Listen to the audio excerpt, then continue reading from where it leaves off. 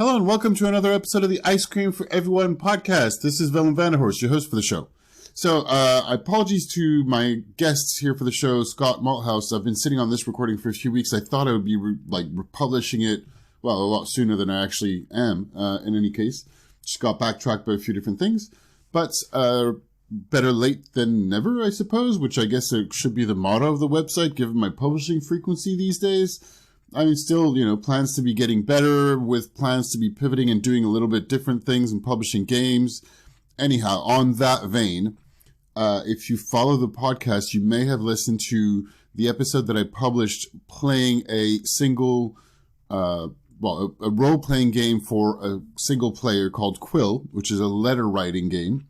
And I played the game, writing a letter, and interspersed it with thoughts about the game and thoughts about marketing and strategy and creativity and writing, and not so much writing. Well, insofar as I was writing a letter, it was a pretty bad letter, to be fair. Or at least I thought so. I thought you could get a lot better with this. And subsequently, I contacted Scott, who created and wrote the game, and he agreed to have a conversation with me. So it was really great to have a conversation with me. Scott is also, he works, in similar field as me, because he works in PR and communications in England.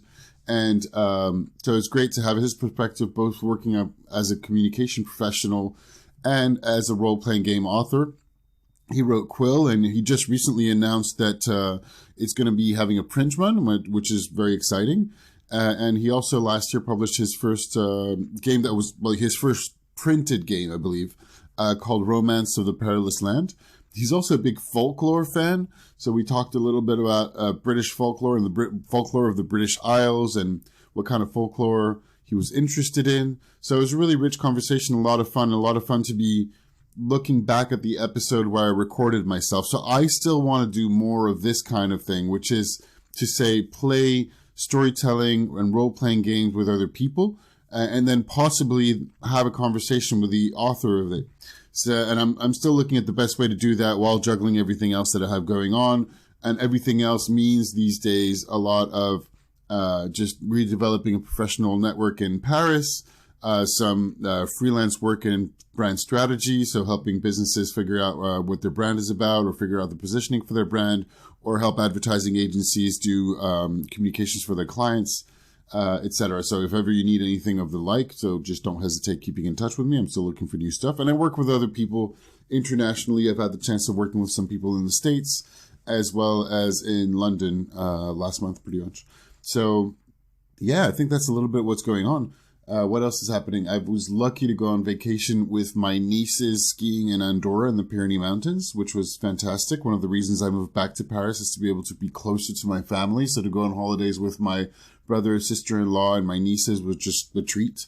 And it was my first time skiing this season. I've just been focusing on a lot more work and developing contacts in Paris. So I'm still doing a lot of that. I think next step as I keep developing in Paris is also going to be, just keeping in touch with people in London, because I lived there for a very long time as well. And I'd like to go at some point, figure out the right time to go and spend a few days in London. We'll see about that. And also play games. So I worked out that there's a board game night at a board game cafe near me in the center of Paris. Went to that one night, which was really cool. And still playing role-playing games with a few different people, organizing for a convention I'm going to be going to in a castle in the south of France, which should be pretty cool and pretty geeky, but pretty cool. That's going to be in May. And a string of 40th birthdays, because, of course, I turned 40 last year, so I got a lot of my close friends that are turning 40 and have been in the past year, and still a couple more to come in May. So I had two back-to-back 40th birthdays, one in Dublin and one in England, so I was traveling for that as well. And what else is there to say? I think that's about it. It's a really warm winter, which is completely crazy. I was out in the Pyrenees Mountains. It's a slow season for France and the Pyrenees Mountains. I was lucky to go to Andorra. So they had snow, even though it hadn't snowed in several weeks. So it was a little bit, mixed between icy and slushy. On the plus side, it was very sunny. But it is pretty crazy to see not a single ounce of snow or bit of snow or cold under 2,000 meters, nearly like 1,900, 2,000 meters. There's a lot of lower reaches, lower altitude ski resorts that are just completely closed in the Pyrenees Mountains. One small family resort made international news because they helicoptered snow in, 50 tons of snow, to be just covering the lower slopes. Because the other thing is they can't, it's too warm for snow cannons that doesn't hold. They just can't use it. And I was in the south of France and it was really warm. Paris is warm too. The weather is, changing, but it's just unseasonably warm. So it's weird to see the difference in my lifetime of how warmer things are getting, temperature is getting, and how seasons are changing.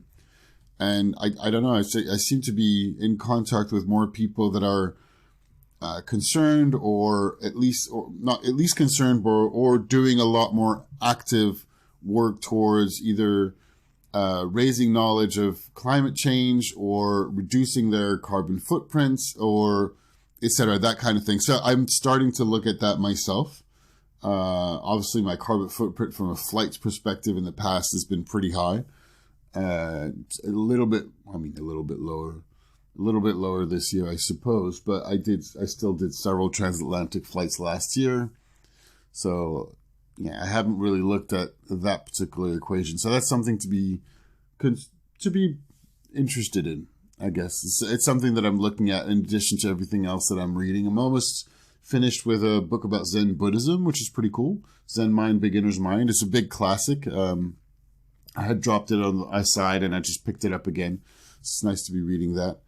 Well, I'm just rambling right now. So give me one more second to do a little bit of the promotional type stuff. If you're listening to this, whether it's the first time or, if you're a regular listener of the podcast, it'd be awesome if you haven't yet posted a review, 5 stars ideally, or if it's not 5 stars, please tell me why, with a few nice words about why you enjoy it, or just send me a tweet. That's at ICWillem, letters ICWILLEM.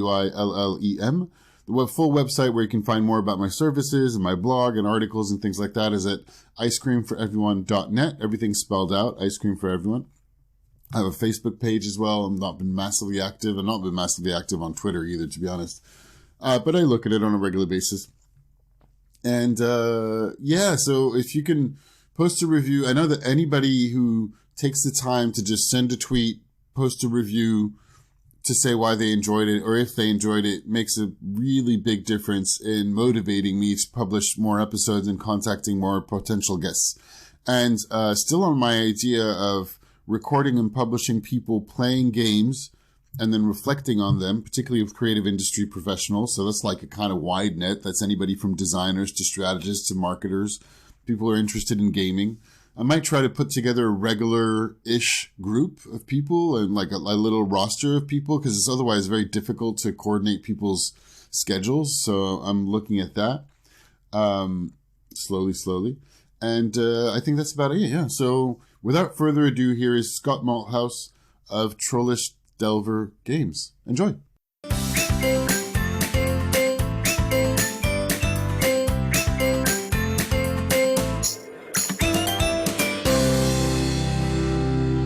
Hey Scott, welcome to the show. Hello. Hi. Thank you very much for making time. No, it's good. Thanks for having me. Absolutely. And this is the first time I'm excited, because it's the first time I'm always saying I'm excited. I seem to be easily excitable. It's like I've been trying to. Yeah, no, I think it is. It's a good thing. I've been, I lived in the States the last few years, and there's excitable enthusiasm over there, which I sometimes, as a Frenchman, get a little bit over it. But coming back to France, it's a good thing to bring over, because we have a little bit too much of the Gareth cynicism going on. Oh yeah, we have it over here, so that's fine. Yeah, north of England in particular, or England That's overall. right. Yeah. Sorry, you'd say yes to the north of England in particular, That's right. Yeah, in the north of England. Well, the whole of the UK. I mean, I'm sure you've seen what's happening in the news at the moment. Yes. Wow, that's everywhere. France is also in an interesting situation. Thank you very much for making time. And this is the first time I do this format, where I've been saying for months I wanted to play games and record myself playing games and kind of change a little bit my usual interview format. And, rather than wait while actually struggling to organize, my original goal was to have a role play game with a few different people and then record it. I still have that as a goal, but then I found out the existence of solo role-playing games that had like escaped my notice for a little while, and I was talking about that on the French role-playing game podcast that I contribute to, Le Voilà, where we did a special all about solo role-playing games.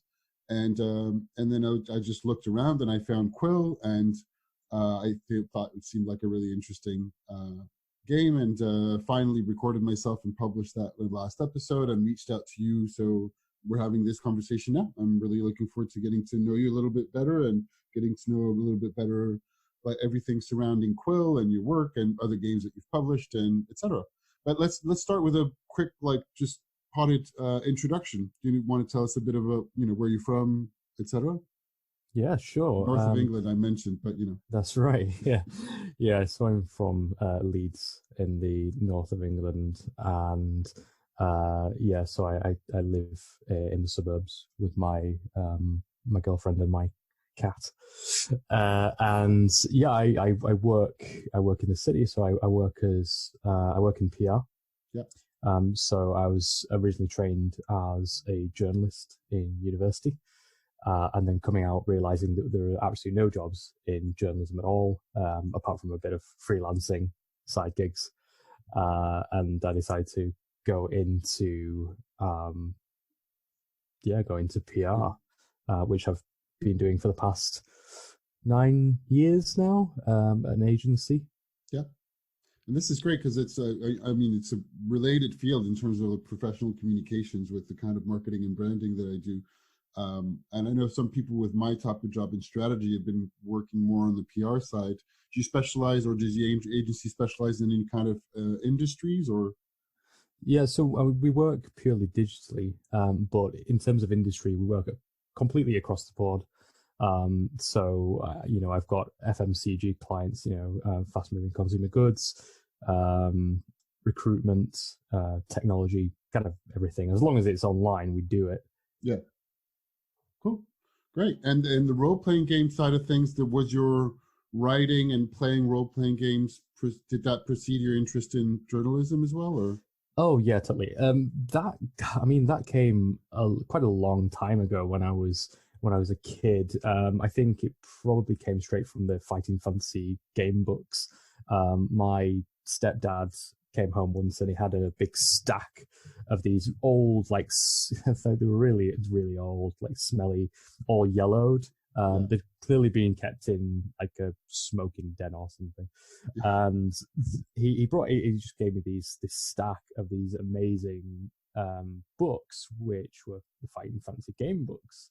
And I loved them because they were gross. The art, not because they were yellowed from cigarette smoke.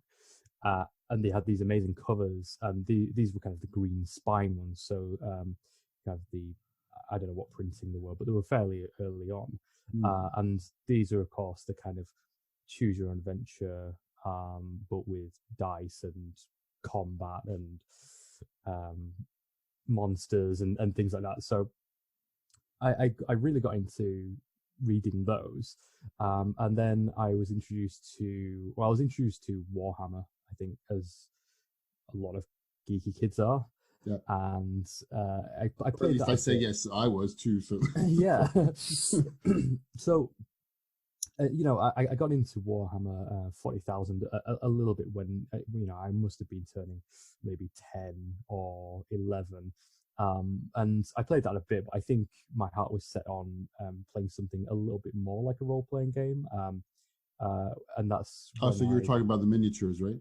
Yeah. Okay, sorry. Right. When my head went to the tabletop role-playing game. You see, that's what I found out about first. But yeah, the 40K one, the fantasy, medieval fantasy one. Yeah. Well, I've always wanted to play the Warhammer Fantasy. I've never picked it up yet, but I do need to. But no, the miniatures game. But then I heard about Dungeons and Dragons, kind of on the periphery. It's something you kind of hear about, and myself and my friend went into town and we went to one of our local gaming stores and we found that they did Dungeons and Dragons, but this was when I think third edition had just come out, so there's still a lot of second edition stuff, a lot of AD&D. Now we had no idea what Advanced Dungeons and Dragons was. We just thought it was must be a more difficult version of Dungeons and Dragons. We can't touch that. We're amateurs. We're not pros. So we, but the very helpful chap there, he introduced us to third edition there and said, look, if you want to get started, this is the one to go for. I mean, it's still third edition. I don't know if you've played it. It's still fairly, I did not actually. I had I still have. I'm looking at them. The advanced D&D books that I played a little bit of, and then I didn't play Dungeons and Dragons for a very long time. I might have played just like one game of the third edition here or there, but yeah. Yeah, I mean, I think definitely for someone who's 11 years old or 12 years old, however old I was, it's quite a lot to take in. Yeah. As an introduction, and but we managed to kind of, me and my friend managed to kind of pair together the rules, and we ran a game. Well, I ran it, but of course there was only one other person, so I ran kind of a DM PC, and he had his character, and we kind of played that, and that was fun. We eventually enlisted the help of his dad to DM. Now he had no idea what this was, this crazy game, but bless him, he went along with it. And I do remember when I think there was a displacer beast at one point, which of course has two tentacles on its back, but he described them as testicles, which is a very odd thing to happen. So we never played with him again.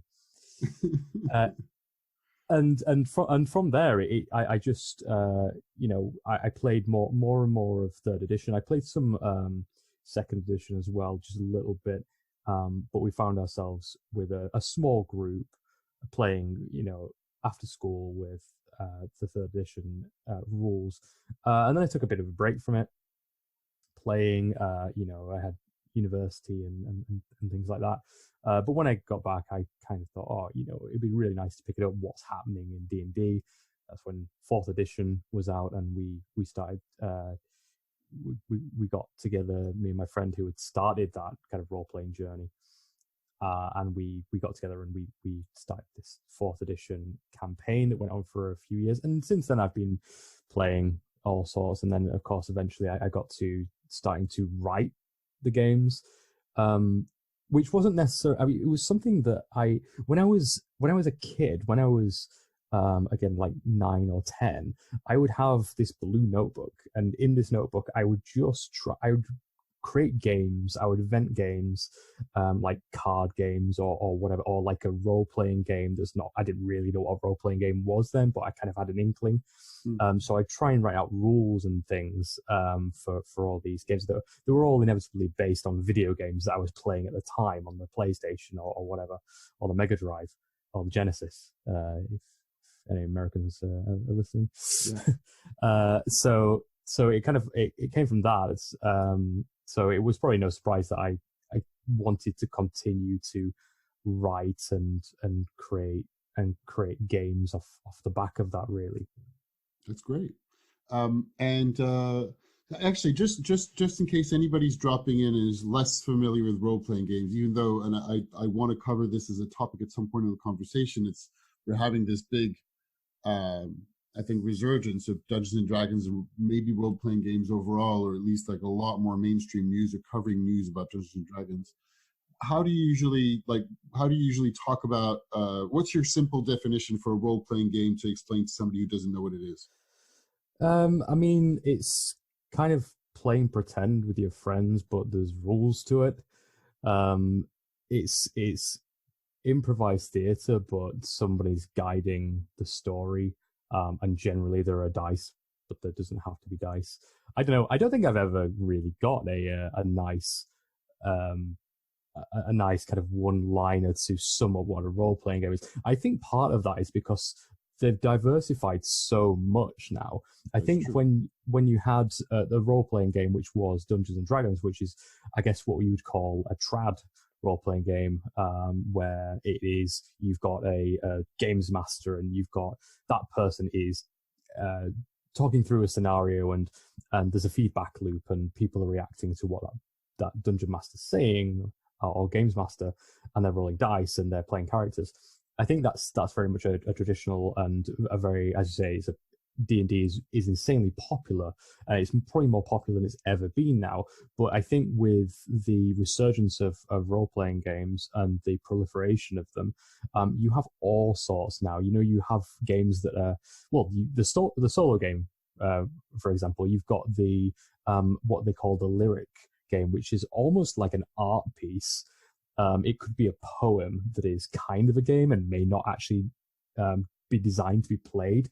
There's all sorts of like strange indie games. Of course, you don't even need a games master. You could be playing Fiasco, where you don't need a GM. You're making up a story and you're letting kind of the dice and your motivations and relationships tell that story. So I think now, if you talk about role-playing games, it's a little bit more difficult to say what exactly they are.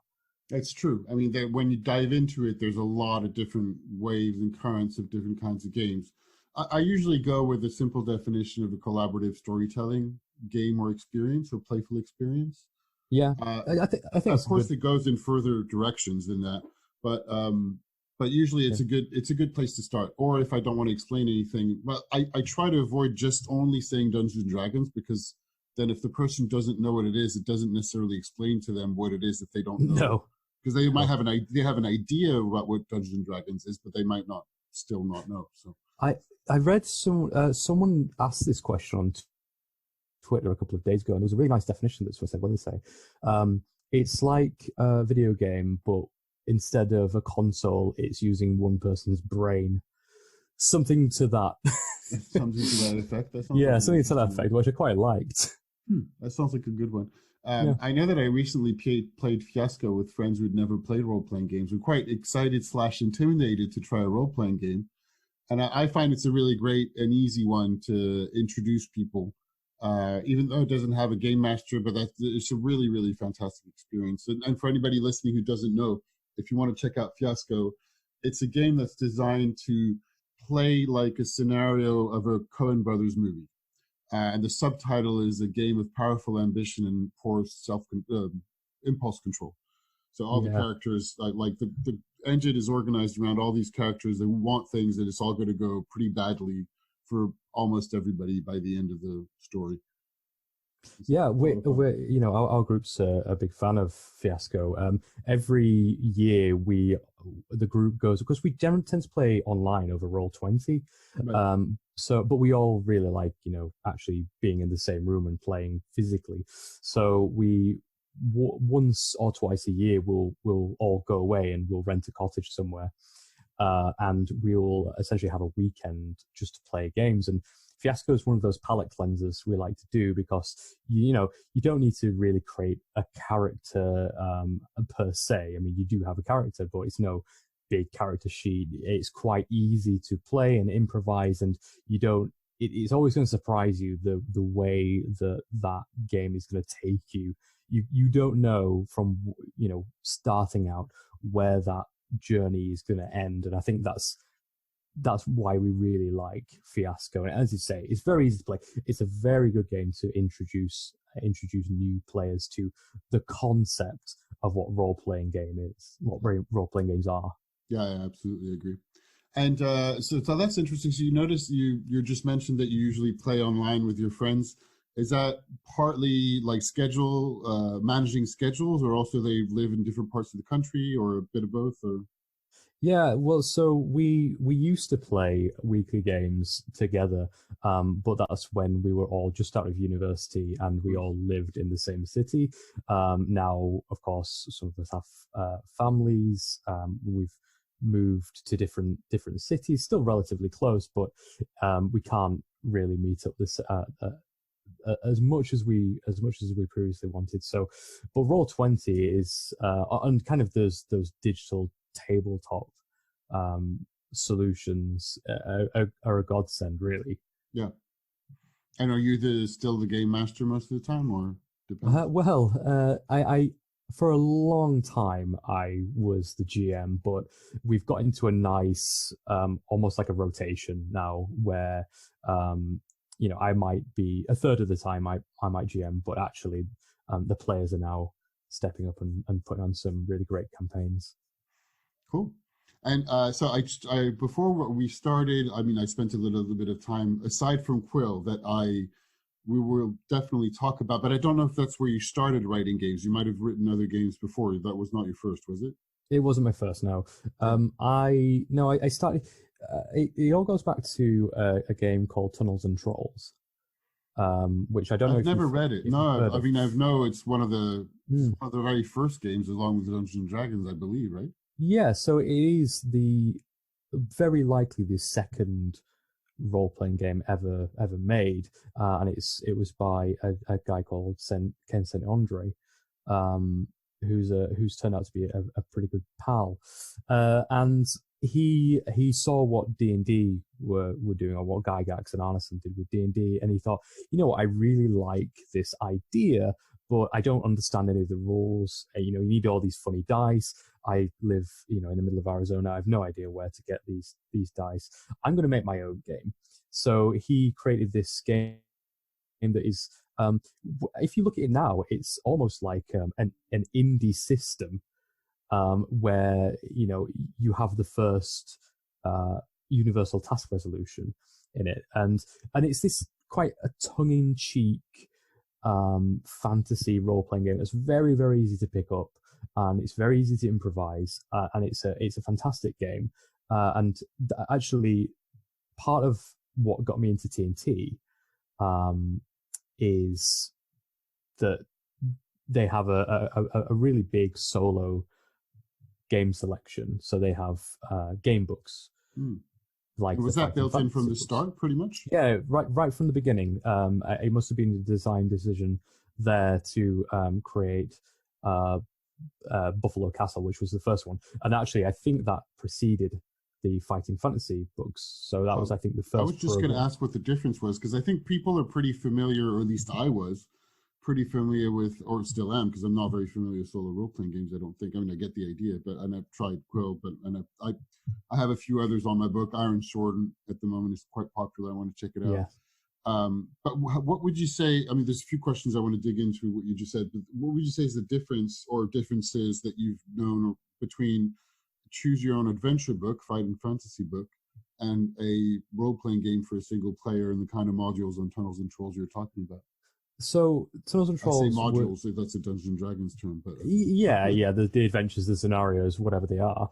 With the Fighting Fantasy game book, you essentially have, aside from the Sorcery series, where that's a book of 4, you have one character that you kind of create. It's you roll skill, stamina, luck, and that is your character for that book, and that book is one story.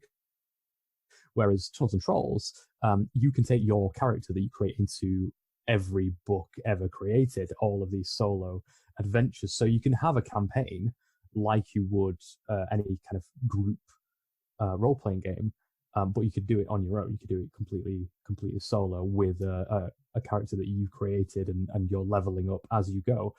It just so happens that Tunnels and Trolls is notoriously deadly, so to actually get above level 3 or whatever is pretty difficult. Right.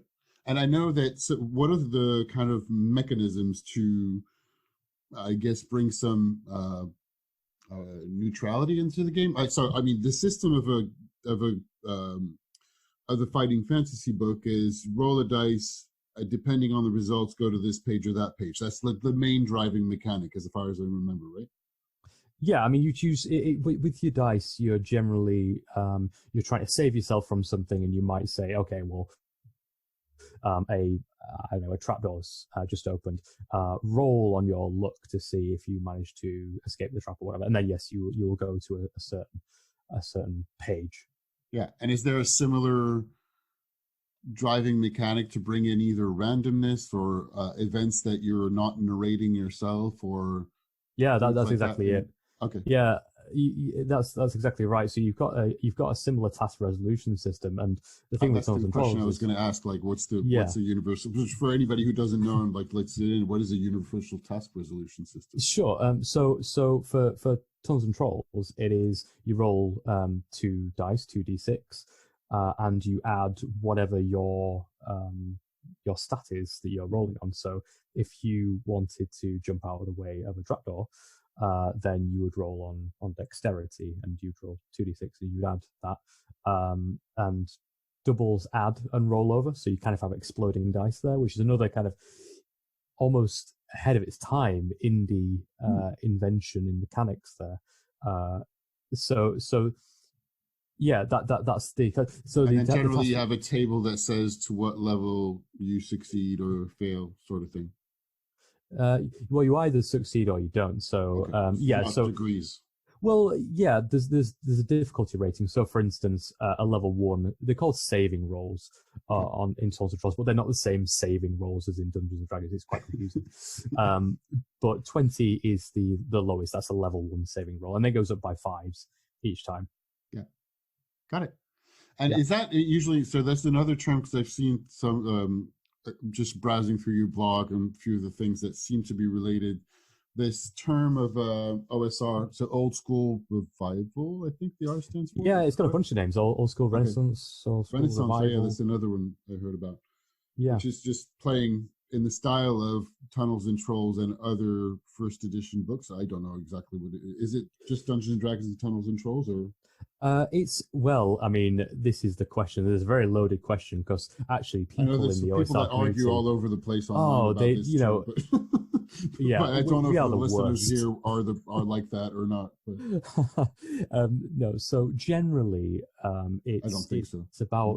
It's about playing old school rules. So that could be Tunnels and Trolls, but mainly it's about original Dungeons and Dragons, or basic BX Dungeons and Dragons, basic and expert Dungeons and Dragons, and those old school rules. So they started out with these what they called retro clones, which began with Osric, and that became quite popular because it was just a cleaned up version of the old Dungeons and Dragons rules, essentially. And then, you had games like Labyrinth Lord and Swords and Wizardry that were all using different kinds of old editions of Dungeons and Dragons, and they were cleaning things up, and they were, injecting their own spin on certain mechanics. And you've got to a point now where you have entire games that are completely inspired by these old games, but they will bring in new mechanics, or they'll inject in kind of indie mechanics that you might see now with games like the Powered by the Apocalypse games and Dungeon World. So they become a bit of a mishmash, but the idea is that it's gritty play, that your character's probably going to die, and it's about the adage is often rulings, not rules. Yes. So it's not slavishly following rules in a book. It's almost improvisation and making things up as you go along. Great. And did you have an intention? I was also asking because you seem to have an interest in that. Was that something you were trying to do with your first games, or not necessarily?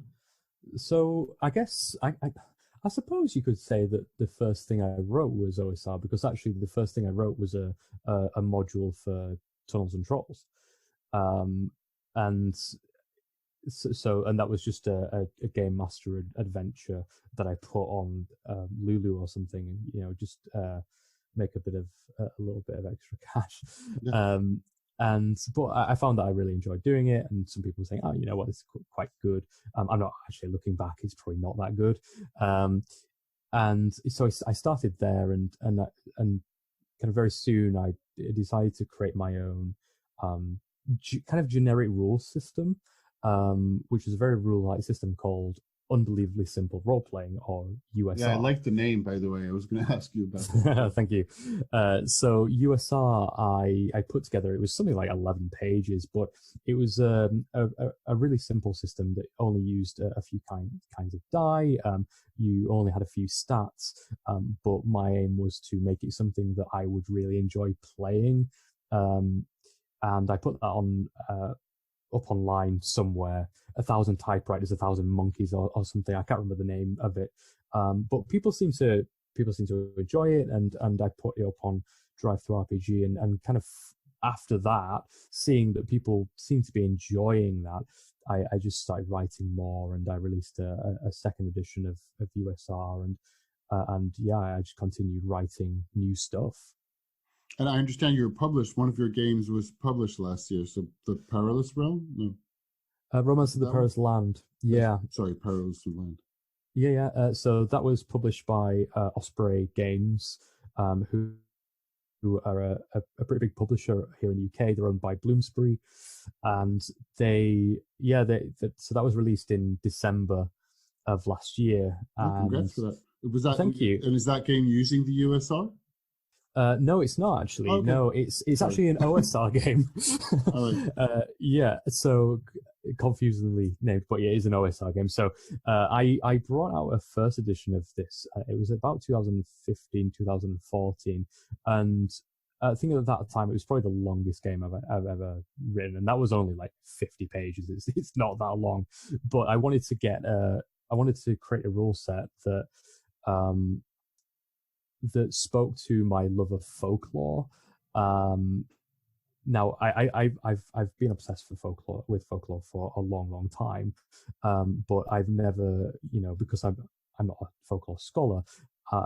Even though I've always wanted to write a book about folklore, I thought, okay, well, what have I got to say that any other expert couldn't say? But actually, what if I wrote it in the style of a role-playing game, and did it that way, and almost gave people a different kind of experience with folklore. So I released that, and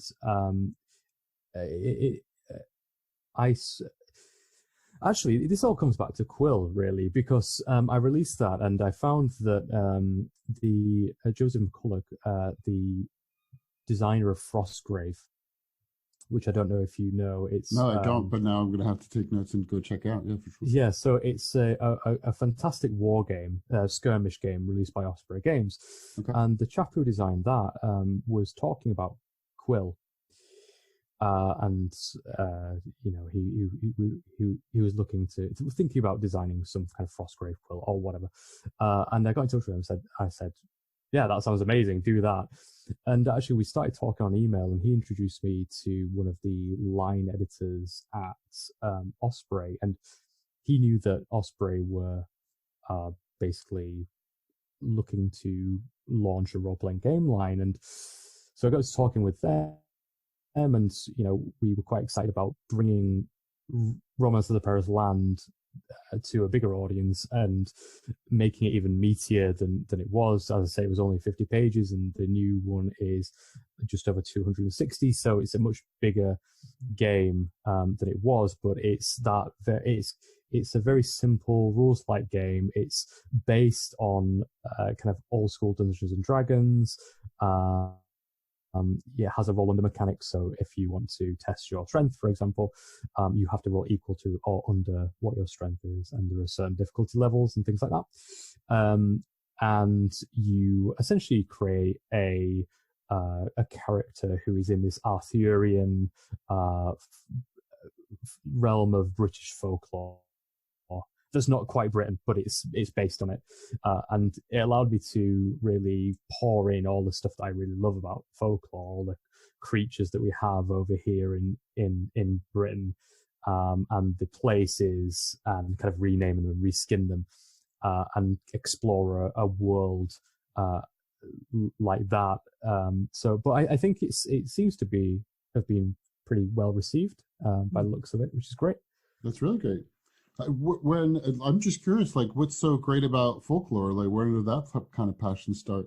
Well, I think it all comes from I like monsters, and I guess being a geeky kid again. Yeah. That's big reader, and I would like reading about ghosts and goblins and things like that, and that all. I guess I just followed that into adulthood, and yeah. Yeah, the way I understand it, and tell me if I'm right in my assumption, is that I'm automatically assuming that what you mean is particularly researching, how to say this, but I was going to say the real stories of creatures and the monsters that we're talking about. So as in ones that are rooted in a lot of history, and locally rather than ones that are made up more recently? Is that this is a really bad way of explaining this? The first words. No, I think that's right. So it's the things like boggarts and brownies and water dwelling serpents called nookers who would go and raid farmsteads and things. So these creatures that are almost ingrained in the land in Britain, where you actually have street names named after, like Boggart Hill, for example. So it's these old stories, and it's also kind of, I wanted to bring in some old magic as well into it. So there's a lot of folk magic. So for instance, if you want to sail a boat and you want to make sure that you weather the storm, you're going to nail a kingfisher to your mast, because that was kind of a folkloric, almost a magical talisman to ward off those bad seafaring trips. So it's like wearing a mole's foot around your neck, or a pouch of salt or something like that. All of these are kind of in there, and they have a mechanical benefit, but it's all drawn from a very kind of actual practice that people used to do. That's great. And just to have a sense, I'm sure it will be different for different stories, but let's use the example of the Boggart. I don't know if I'm pronouncing this right, but when do the stories of Boggart start? Is it Middle Ages? Is it before that? Do we know? Do you have a sense, perhaps?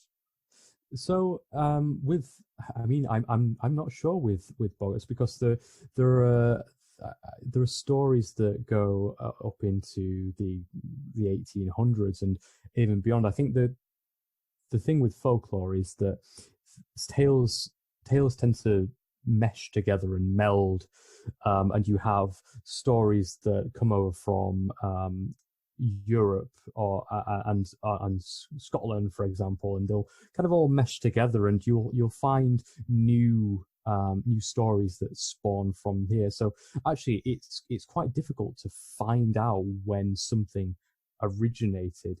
I think for me, it's not as important to discover when something originated, but about what people believed, or what stories people told, because actually that's a really good gauge on what their values were. We had things like green anise or black anise, or Jenny Greentooth, who were these kind of water spirits, these hag-like beings who would come out of the water, a body of water, say a local lake or pond or whatever, and they would steal away children, or they would drag people who were close to the water down into the murky depths. Now, that was a story that would have been told to children to keep them away from bodies of water where they would probably fall in and die. So it's what the use was for these stories is really, really interesting to me. I agree. It is. It's great. Cool. Well, that sounds like a really interesting game, and it sounds like a great read, both if you're interested in trying out the role-playing game, or maybe just if you want to read about a lot of those kind of folklore stories in an alternate, slightly same as Britain, alternate universe sort of thing, right?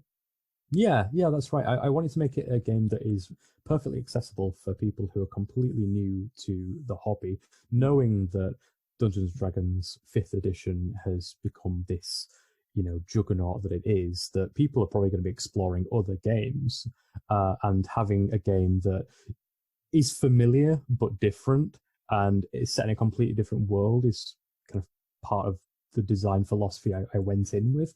Yeah. But yeah, it's got a full setting there, so people can just take, even if they don't want to use that as their system, they could use it as their setting, because it's all in one book. Yeah. Oh, that's awesome.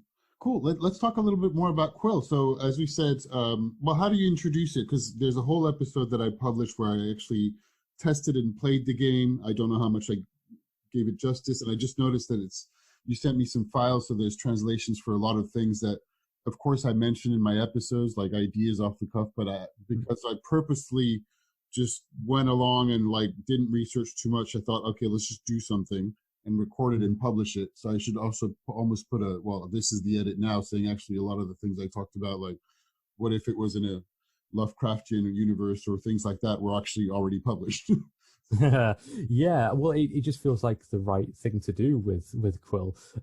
So I guess the premise of Quill is that you are writing a letter for a reason, and you're playing a character from essentially a faux medieval / light fantasy place called Quillia.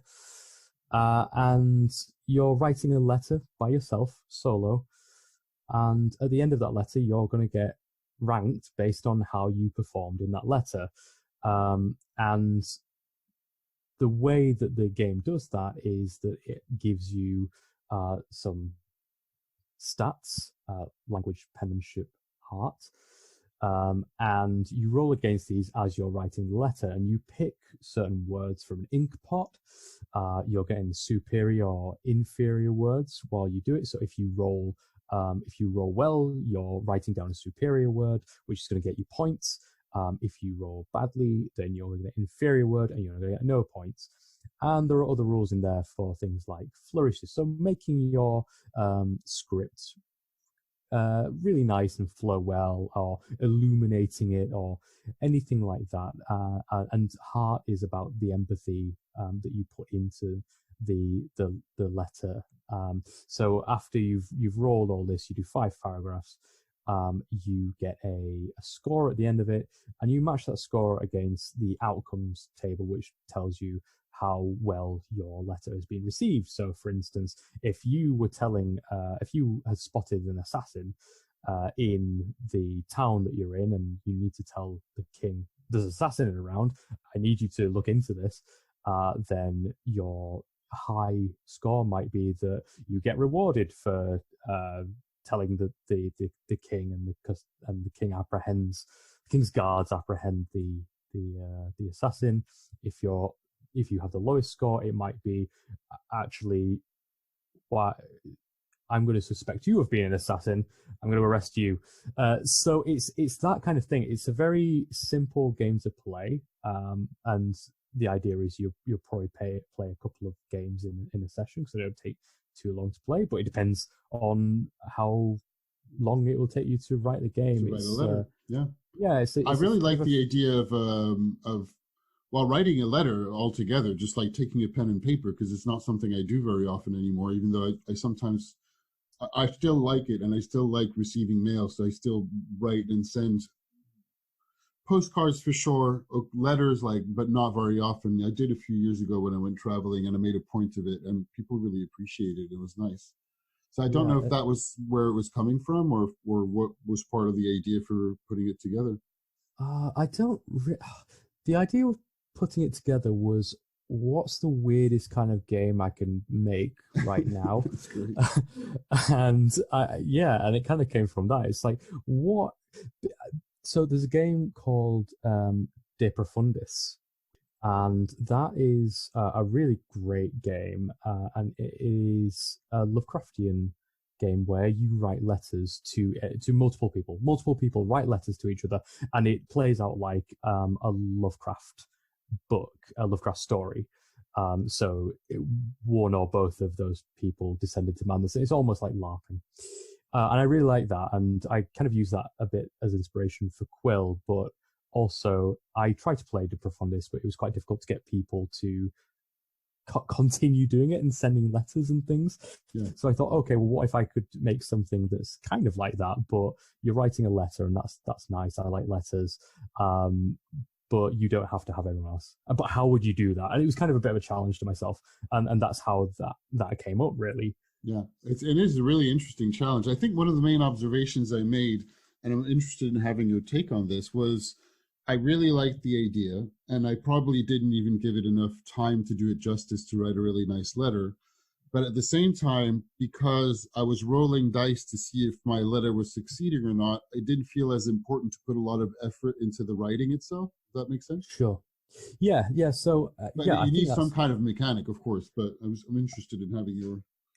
Yeah, I think that's totally right. You can absolutely approach it like that, and I think for me, liking writing and um I like to kind of get into that character, and I don't know, I'll write these long paragraphs, and but that's kind of just the way that I am. I think that obviously people will probably play it in a slightly different way.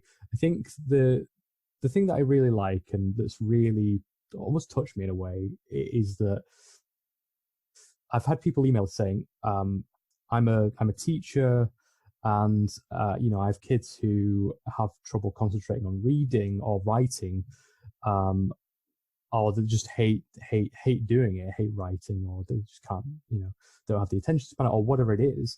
And they've introduced Quill to the class or to that child, and it's got them into writing because it's kind of given them a little bit of a framework around almost a story, with a very specific purpose, to writing the letter. And I've had people say that they've used it almost in a psychological way with people that they've been working with, or patients that they've had um, uh, to almost get them to express themselves a little bit, which is really interesting because obviously that was never the point of creating it. I was just thinking, what's a weird thing that I could but it's fantastic to get that kind of feedback and that kind of return that is making a positive difference for people that you did not expect at all. It's amazing. It's really interesting how people are using Quill in ways that I never thought that they would. Yeah, and it's quite popular, right? Because I think you have, I believe you received an award, an indie gaming award for this as well, which is fantastic. Yeah, no, that was a big surprise actually. That was great. It's done really well. I think in the first couple of weeks that I put it on Drive-Thru RPG, it got to a gold seller. I think it captured people's imagination. I think maybe part of it was that seeing a new game that comes up on your feed saying a letter writing game for a single player, which is a very strange thing. It's exactly what happened to me.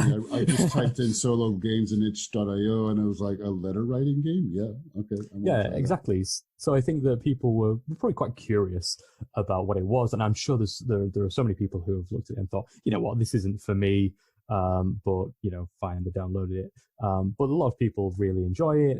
There's been some amazing people I've been working with recently who are doing translations of it. There's a company that I'm working with at the moment that's bringing that to Spain as well. So which is fantastic to see that it's taken off. But also, I'm a little perplexed about why people like it so much. No, it's great. I need to try. And this is like, I'm thinking, and I thought about this afterwards, that some points that I hadn't really talked about in the episode I published, which are thinking back, and this is more on the professional and marketing side, more than the game itself, but a lot of, and also for people listening who might be working in my field, or maybe PR as well, if they're still around. I never know who's listening to this, but I just decided I'm going to be doing definitely more gaming anyway, regardless. Yeah. Typically, I, as a strategist, when I'm working with an agency, and if I'm crossing between the business side and a creative team, I'm writing this creative brief that is a bit of an intention for what is the communication, or a whole plan for how is this brand going to be perceived, and that can come out in a variety of ways. That can be in a workshop or a creative brief. Anyway, I'm thinking that I think it might be a really interesting exercise for some people sometimes to be thinking about, what if there was a scenario, and you could include that possibly in a work environment, to think about, all right, somebody has seen the message that you're trying to put across, and it's been communicated, and you could have a format of a scenario for one of the letters to write back and say, okay, your audience, the person you were targeting, has received the message in the way that you wanted. How are they, and they're writing a letter to, I don't know, thank you, for example. Or the other way around, completely opposite. They did not get it right at all, and why? I'm thinking about different kinds of situations like that. I'm completely thinking out loud, so I don't know if that might apply to a PR environment or not. I think it's really interesting. I'm a big fan of using games to come up with ideas for campaigns or new processes or something like that. I use a set called Rory's Story Cubes, which, if you don't know what Rory's Story Cubes are, no, I don't know. So that they are 9 dice, and each of them has a different picture on the side of them. And the idea is that you roll a few dice and you create a story out of them, and you kind of improvise a little story. So I quite like, when I'm brainstorming by myself, when I'm not in with a team, is to roll some story cubes, and it almost helps with that lateral thinking. If I'm trying to think up an idea for, I don't know, a travel company, I might roll some dice and think, okay, well, what do these symbols tell me about XYZ? What does it tell me about the audience? What can I what kind of story could I get from this that I could apply to the travel sector? It's an interesting way of doing things. So I think there's probably a really, as you say, there's probably a really nice execution there that you could do it for whatever way you want to do with Quill, in that you have a structure and you have some ingredients, so you could have several people inputting into, I'm thinking out loud now, you could have several people putting into these ingredients, and you could be writing a brief for an email marketing campaign or whatever, and you could fill this brief with these ingredients and kind of see how it plays out. Or I don't know, there are probably a few executions you could do around it, but absolutely. I'll definitely keep in touch if ever I manage to use this in some setting. And that's like a lot of the things that I want to do and I like to do with my clients as well. So I'll check out the story dice. Along the same line, something that we were having a conversation about, because I think it's relevant, with the French podcast I was mentioning, the voilà, the last episode we recorded, we had the topic of conversation. So this is all about role-playing game in theory, typically. And we talked about randomized tables and seeing in what directions that took us. And among other things that we were talking about are what are the things that can be useful for not necessarily randomized tables, but how do you use tables or any kind of formalized way to hold different bits of content that you might use for a role-playing game for inspiration. And one of the things that we were talking, so we did talk about dice, but I didn't know this particular set of dice you mentioned. Another thing we talked about are abstract images. So, for example, if you take a deck of cards from, say, the board game Dixit, that has these very beautiful art images and cards, or Mysterium is another one, or Obscurio, I think, is another one like that. Yeah. You could use other things, but those are for anybody listening. If you could pick that deck of cards, and every one of them has very abstract and interesting art images. You can use them to see what they inspire. I know of another strategist who used to use just a tarot deck when he was working on workshops with people, just to draw out inspiration top of mind or things that images might inspire. Yeah, I sometimes do the same. I think that using a tarot deck is great because it gives you, it can give you a few keywords. It can give you what does this image say about this situation, yes. And just draw one and see what that gets you, because it does help you get out of the linear mindset that you might Absolutely. Go in with.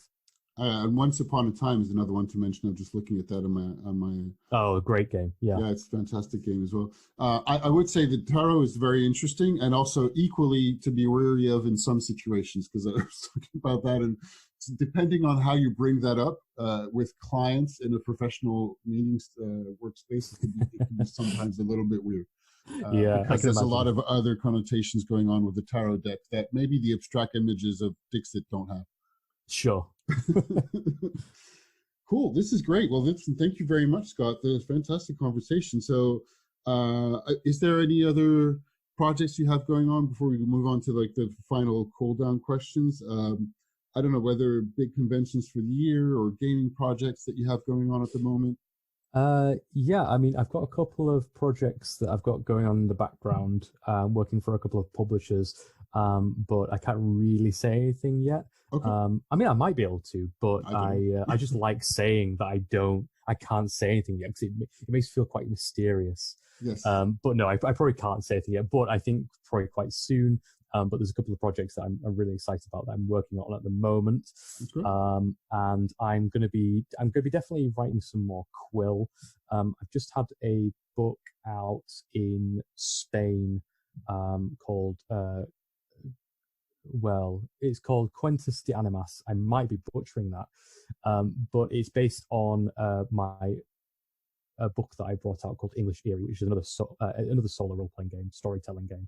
Okay. And that came out in Spain not too long ago. In fact, in the same week that I launched Romance of the Perilous Land, and that's with Refugio de Raihope, a new publisher over there.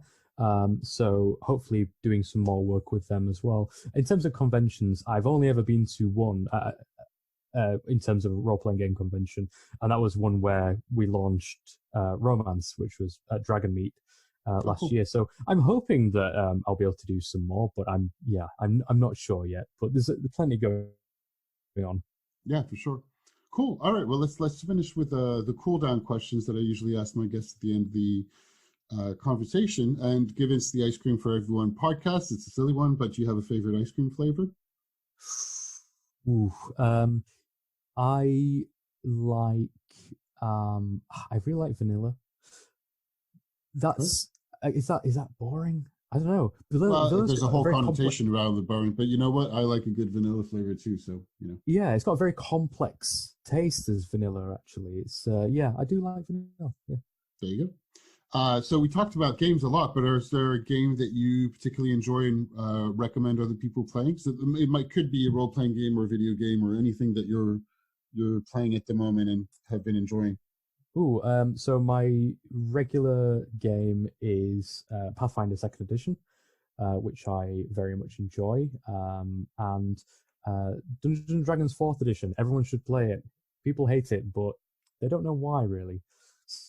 Okay. Okay. And is that over because some people might be listening? And the one, just so for anybody that doesn't know, the main Dungeons and Dragons edition that is out and most people are playing is the 5th edition. Correct. Yes. Correct? Yes. Yeah, so, that's right. For anybody who doesn't know, would you recommend they bother with go and find out several editions, or?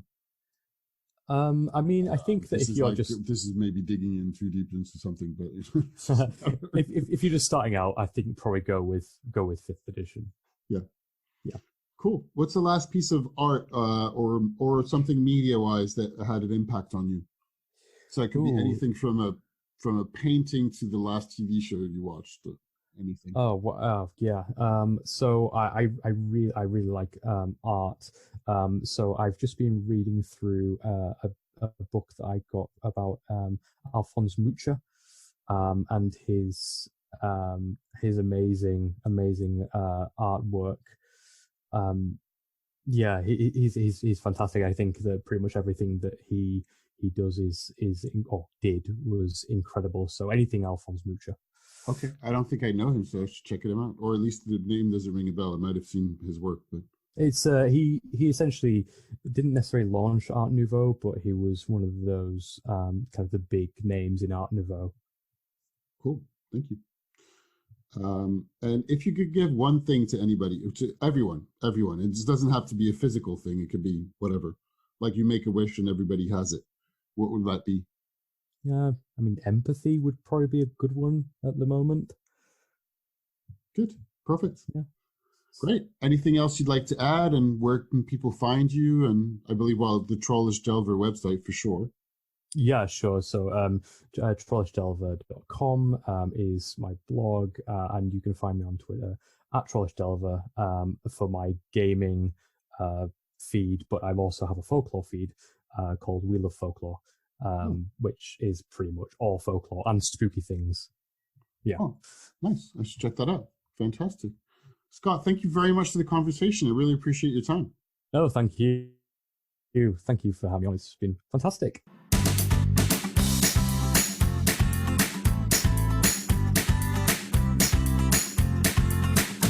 All right, another episode of the Ice Cream for Everyone podcast done. I hope you enjoyed listening. I really enjoyed the conversation with Scott.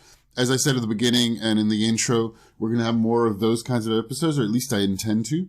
I also did a couple of recordings, I forgot to say in the intro, of me playing board games to check out if that might work as a podcast format. But the thing is, from an audio perspective, there's a lot of commenting on what I'm doing, but you can't see. And there's a lot of visual pieces for a board game to make sense, I think. So, I mean, the recording I did, I think I'm just going to trash it. It's not going to work. So, on the other hand, role-playing games and storytelling games work pretty well because you're telling a story. So that can be, that can work well from an audio perspective. I think it works well in other podcasts. I think that has potential. So I want to keep focusing on that side of things. Plus, it's what I'm interested in the most, I think. I'm going to really, really like board games, and I like board games mechanics to use in brand strategy workshops. But I also really love role-playing games and storytelling games. So that's something I'm looking at. As I said at the beginning, if you enjoyed this episode, please post a review from your favorite podcast app, whether it's the iPhone, Apple app, or iTunes. I think iTunes moved their podcast over just to the podcast app. I'm not sure exactly what it looks like from a review perspective because I have an Android phone, essentially. I need to look at it on somebody else's phone. Actually, that's something I should start doing, just get people to write the review straight off their phone. Maybe I should just do that. Anyway. Or you could just tweet at me. That's at ICVillem, not iSki. I mean, still thinking about skiing. Letters INCWILLEM. And the full website is at icecreamforeveryone.net. And my email, Willem, WILLEM, at icecreamforeveryone.net. If you have any questions about brand strategy or the workshops I lead or anything that you're looking at developing for your own business, always happy to chat and have a coffee or whatever. So yeah, reach out if you do. And otherwise, I'll see you and have a great afternoon, morning, good night, whatever time of day or night it is for you. All right, bye.